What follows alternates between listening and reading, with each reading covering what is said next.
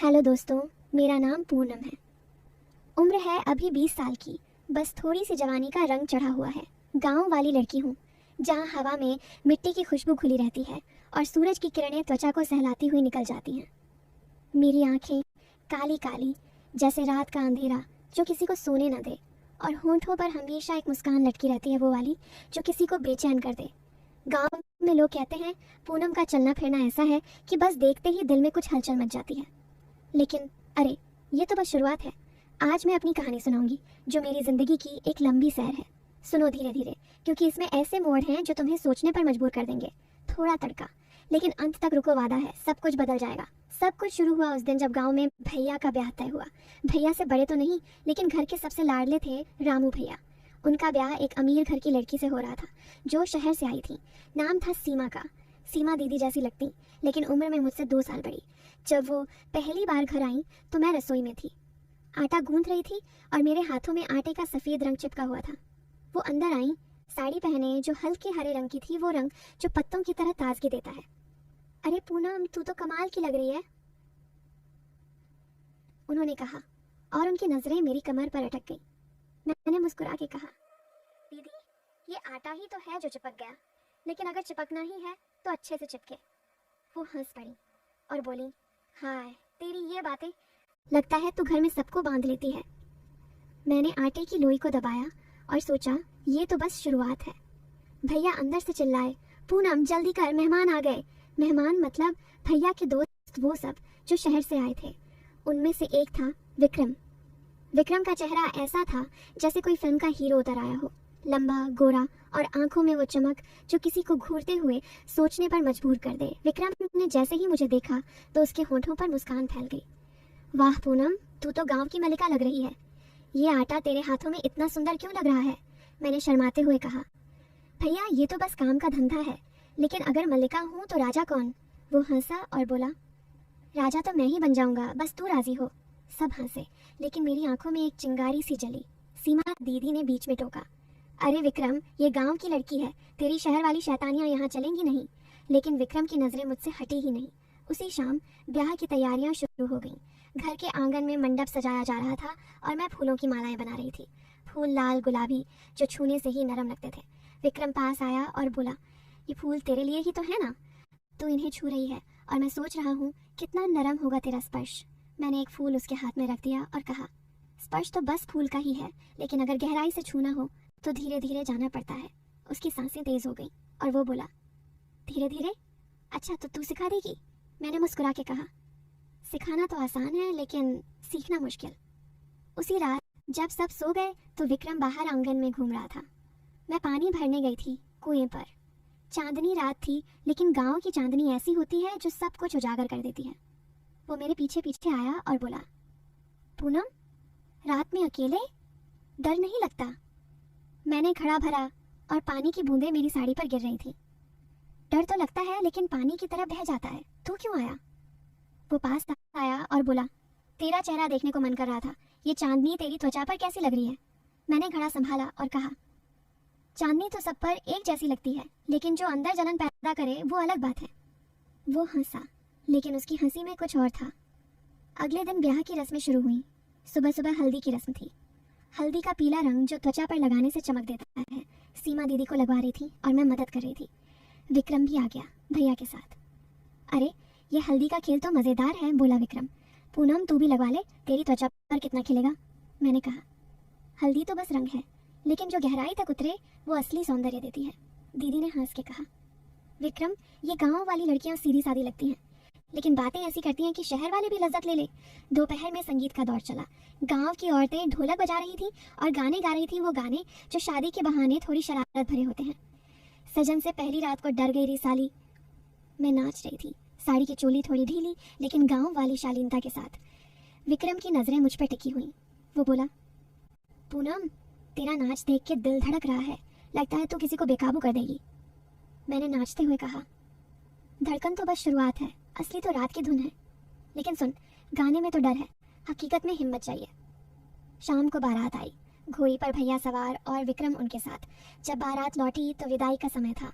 सीमा दीदी रो रही थी और मैं उन्हें सांत्वना दे रही थी। विक्रम ने पास आके कहा, पूनम, ब्याह हो गया, लेकिन तेरी कहानी अभी बाकी है। कब मिलेंगे फिर? मैंने आंसू पोंछते हुए कहा, मिलना तो भाग्य की बात है, लेकिन यादें तो हमेशा रह जाती हैं, वो वाली जो रातों को जगाए रखे।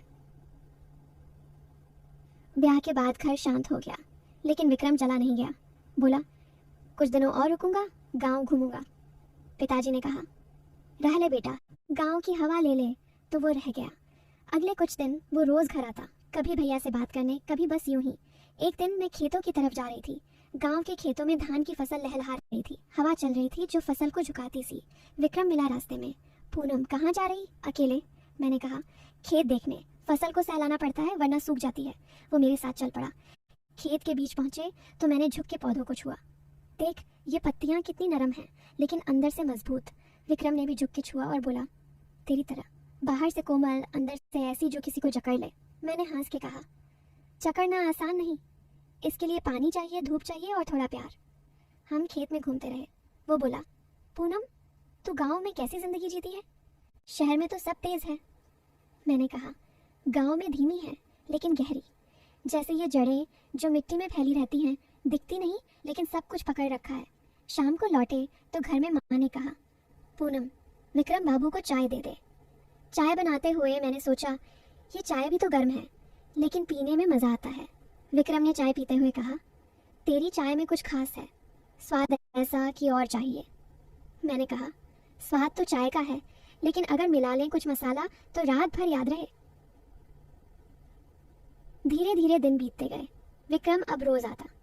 एक दिन गांव में मेला लगा, लेकिन ये कोई साधारण मेला नहीं, गांव वालों का अपना, जहां लोकगीत गाए जाते हैं और कहानियां सुनाई जाती हैं। रात को मेला था, आग के गोले जलाए गए थे। मैं वहां गई, साड़ी पहने, बाल खुले। विक्रम मिला और बोला, पूनम, आग की लपटें तेरी आंखों में झलक रही हैं। हम बैठे और एक बूढ़ी अम्मा लोकगीत सुना रही थी। जब चांदनी रात में प्रेमी आया, गीत में वो शब्द थे जो दिल को छू जाते। विक्रम ने कान में कहा, ये गीत तेरे लिए ही तो है, कब आएगा तेरा प्रेमी? मैंने कहा, प्रेमी तो आता है लेकिन जाना भी पड़ता है, जैसे ये आग जो जलती है लेकिन राख हो जाती। रात गहरी हो गई, मेला खत्म होने को था, लेकिन विक्रम बोला, चल थोड़ा और घूमे। हम गांव की गलियों में चले। एक जगह पुराना बरगद का पेड़ था, उसके नीचे बैठे। हवा सरसराती थी। पूनम, तूने कभी सोचा जिंदगी में क्या चाहती है? मैंने कहा, चाहत तो बहुत है, लेकिन पूरी हो तो मज़ा है। जैसे ये पेड़, जड़ें गहरी लेकिन फल मीठे। उसकी हाथ मेरी हाथ से छू गया। ये स्पर्श, बोला वो। मैंने हटाया नहीं, लेकिन कहा, स्पर्श तो बस शुरुआत है, असली तो भावनाओं का। अगले हफ्ते विक्रम ने कहा, पूनम, मैं तुझे कुछ दिखाऊं। वो मुझे गांव के बाहर एक पुरानी हवेली ले गया। हवेली खंडहर सी, लेकिन अंदर चित्र बने हुए थे पुराने राजा रानियों के। देख, ये रानियां कितनी सुंदर थीं, लेकिन उनकी कहानियां दर्द भरी। मैंने एक चित्र देखा, रानी की मुस्कान। सुंदरता तो बाहरी है, लेकिन अंदर का राज अलग। हम अंदर घुसे, धूल उड़ रही थी। एक कमरे में पुरानी किताबें पड़ी थी। विक्रम ने एक उठाई और पढ़ने लगा प्रेम कथाएं। सुन ये लाइन। उसकी आंखों में डूब गया और कभी बाहर न आया। मैंने कहा, डूबना आसान, बाहर आना मुश्किल, लेकिन अगर डूबो तो पूरी तरह। हवा में धूल के कण नाच रहे थे जैसे कोई जादू। विक्रम पास आया। पूनम, तू ऐसी ही है, डुबो देती है। मैंने मुस्कुरा के कहा, डुबकी तो लगानी पड़ती है, लेकिन तैरना भी आना चाहिए। दिन बीतते गए और विक्रम की बातें गहरी होती गईं। एक शाम घर के पीछे के बगीचे में आम के पेड़ थे, फल लदे हुए। मैं आम तोड़ रही थी, ऊपर चढ़ी, साड़ी थोड़ी ऊपर सरक गई। विक्रम नीचे खड़ा देख रहा। सावधान पूनम, गिर मत जाना। मैंने एक आम तोड़ा और नीचे फेंका। लो, ये तेरा, मीठा है।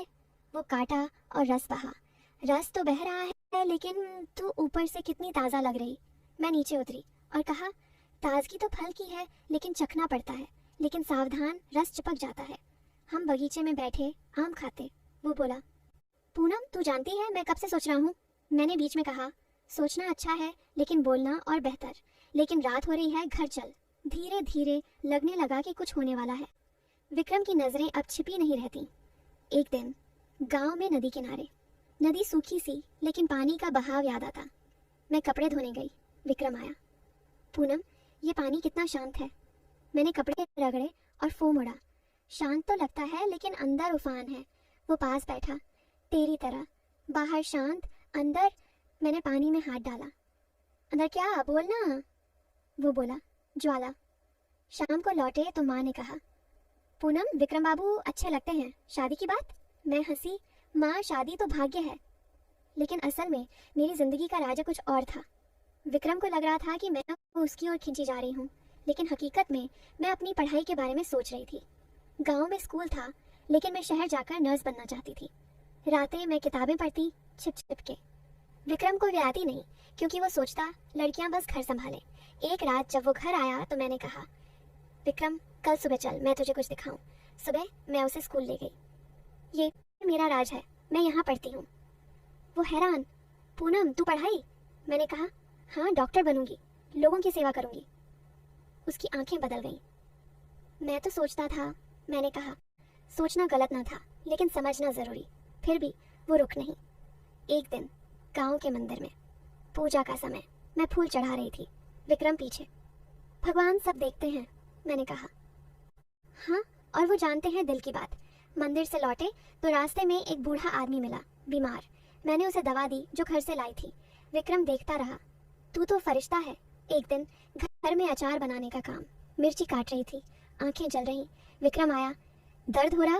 मैंने कहा, दर्द तो होता है, लेकिन स्वाद के लिए सहना पड़ता। वो हंसा, लेकिन धीरे धीरे वो बदलने लगा। अंत में विक्रम को पता चला कि मैं शहर जाऊंगी पढ़ाई के लिए। वो रोया। पूनम मैं गलत था, तू मेरी बहन जैसी है।